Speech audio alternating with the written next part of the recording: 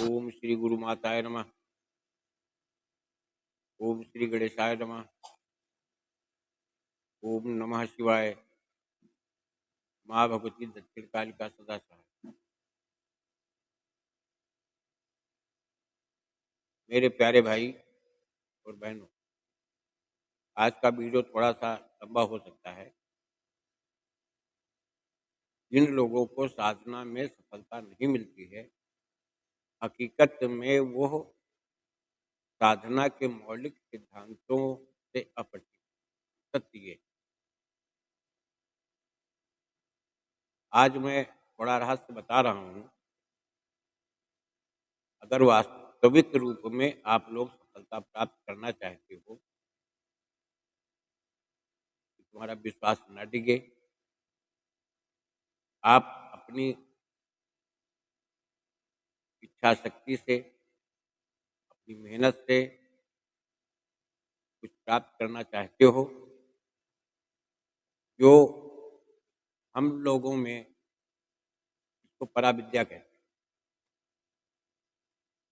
जो हमारी आपकी किसी की दी हुई नहीं है। ये किसी अच्छे संत, अच्छे गुरुजन, ऋषि और मनीषियों की एक परंपरा है। भारतीय विज्ञान का ये मूल सिद्धांत, तंत्र मंत्र यंत्र, वेद पुराण शास्त्र श्रुति ऋचाएं, ये सब भारतीय मूल सिद्धांत का पौराणिक विज्ञान, यही विज्ञान है। लेकिन इसके सही रूप को लोग नहीं समझ पाते। आज हमारे जितने भी ऑडियंस हैं, जितने भी व्यूअर्स हैं, जो भी सब्सक्राइबर हैं, सबके लिए एक मेरा सुझाव है साधना के संबंध। आप लोगों ने कभी अट्रैक्शन ऑफ लॉ के सूत्र को समझा है?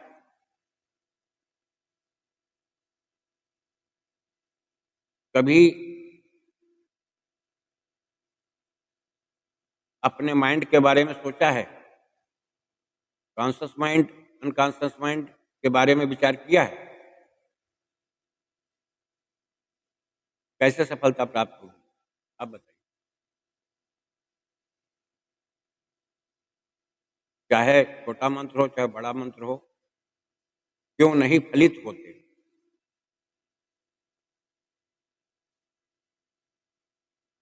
यहाँ पर अट्रैक्शन ऑफ लॉ का सिद्धांत लागू होता है। दूसरी चीज ये है कि कॉन्शियस माइंड, अनकॉन्शियस माइंड का भी संबंध विशेष रूप से रहता है। जो भी आप करते हैं,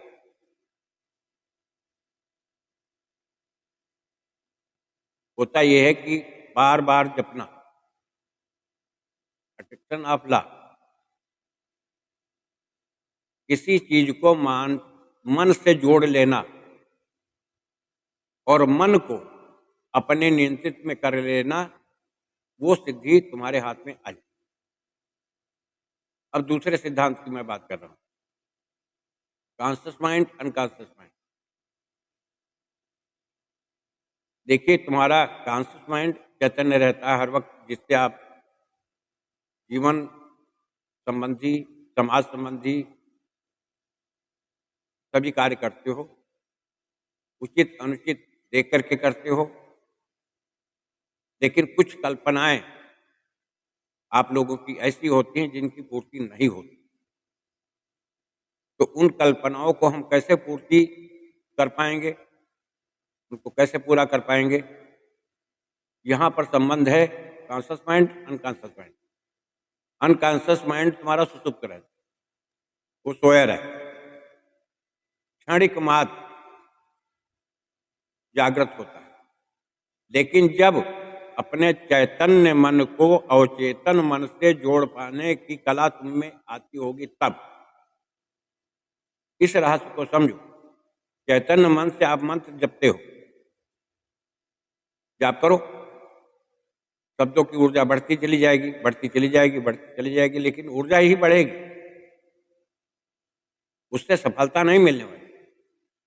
अब करना क्या होता है कि तुम्हें चेतन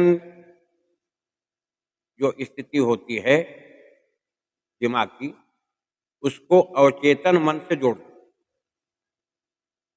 चैतन्य मन को अवचेतन मन से जोड़ दो। जो तुमने ऊर्जा एकत्रित किया है, तो तुम बार बार आपको संकल्पित भाव से ये मेरा कार्य होना है, ये कार्य मेरा होना है। और ऐसा कब होता है? जब तुम्हारी सुषुम्ना के अलावा चंद्र नाड़ी जैसे जागृत है, कभी सूर्य नाड़ी जागृत है। तो जब नाड़ी का परिवर्तन होता है, सूर्य नाड़ी जागृत है, इसमें तुम कुल दैवत्व मंत्र को सिद्ध करो, जागृत करो, जाप करो, और अंत में एक समय आता है जब तुम्हारी नाड़ी चेंज होने लगती है। उतनी देर, थोड़ी देर के लिए प्राणायाम कर दो और अवचेतन मन को संदेश दो कि मेरी यह कामना है, इस मंत्र की पूर्ति के लिए, इसकी सिद्धि के लिए मेरी ये कामना है, मेरी ये आवश्यकता है, इसको इस मंत्र के माध्यम से आपके द्वारा मेरा कार्य सिद्ध हो। ये अचेतन अवस्था की जो मंत्र में सुषुप्त और निहित शक्ति है, ये ऊर्जान्वित होकर के हमारे सम्मुख प्रकट हो, मेरा कार्य हो जाए। आपको केवल इतना करना। इन भेदों को नहीं समझ पाओगे तो जीवन भर परेशान होते रहो। जैसे एक सिद्धांत समझ लो, दीपावली के मौसम में आप लोग पटाखा जगाते हो, तो चैतन्य स्थिति क्या है? उसकी बत्ती है। अग्नि लगाना उसकी प्रक्रिया है। अब अवचेतन स्थिति तो बंद है पटाखे के अंदर, उस पटाखे के अंदर अवचेतन स्थिति बंद। अब जब तुमने चेतन अवस्था, चेतन मन से तुमने कार्य किया, उस प्रक्रिया को शुरू कर दिया, आपने एक आग लगा दी बत्ती में, तो क्या हुआ? उसकी एक दूरी है, कितने समय तक ये अंदर प्रवेश कर जाएगा। ठीक इसी तरह से चेतन मन के द्वारा प्रक्रिया की गई है, उसको अवचेतन मन तक पहुंचने में थोड़ा विलंब होता है, समय लगता है। वहां तक पहुंचाने का प्रयास करो, कोशिश करो। और अंत में होता क्या है कि जब पटाखे के पिंड में रखा हुआ बारूद, क्योंकि वहां पावर है,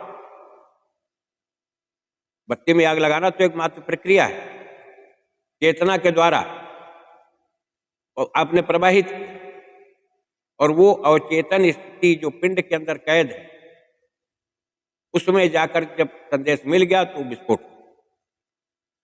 ठीक भाई मेरे, किसी भी मंत्र, किसी भी सिद्धि की बिल्कुल साधारण तरीका आपको एक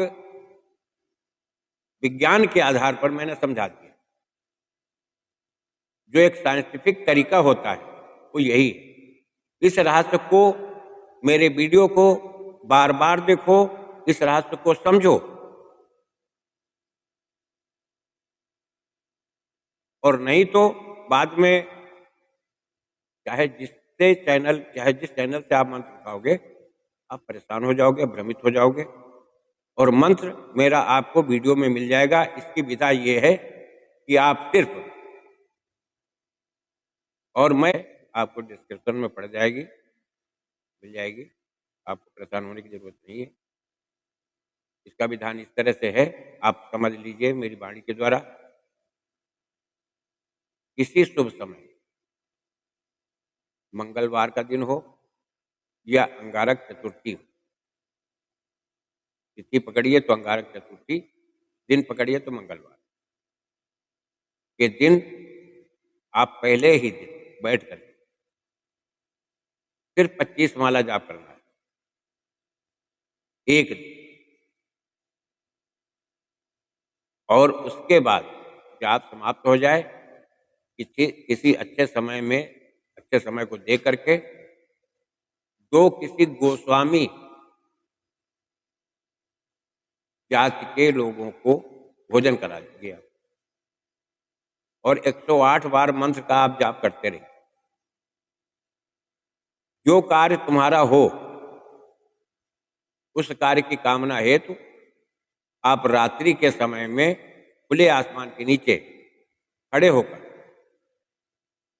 मात्र 9 दिन, ज्यादा समय नहीं लगता है, 108 बार 108 बार 108 बार 9 दिन, रात्रि में जब कोलाहल शांत हो जाता है तब ये खुले आसमान के नीचे खड़े खड़े आपको जाप करना है। और 1 हफ्ता होते होते तुम्हारा कार्य पूरा हो। इसका विधान ये। हवन आप जितना जाप करोगे, दशांश आपको हवन करना ही पड़ेगा, कोई विशेष कठिनाई नहीं। घर में बैठ करके नित्य जाप कर लो 108 बार। आवश्यकता के अनुसार रात्रि में खुले आसमान के नीचे जाप किया जाता है, इसका कार्य होगा। मैं इसी के साथ वाणी को विराम देता हूँ। जय राष्ट्र, जय भारत, वंदे मातरम।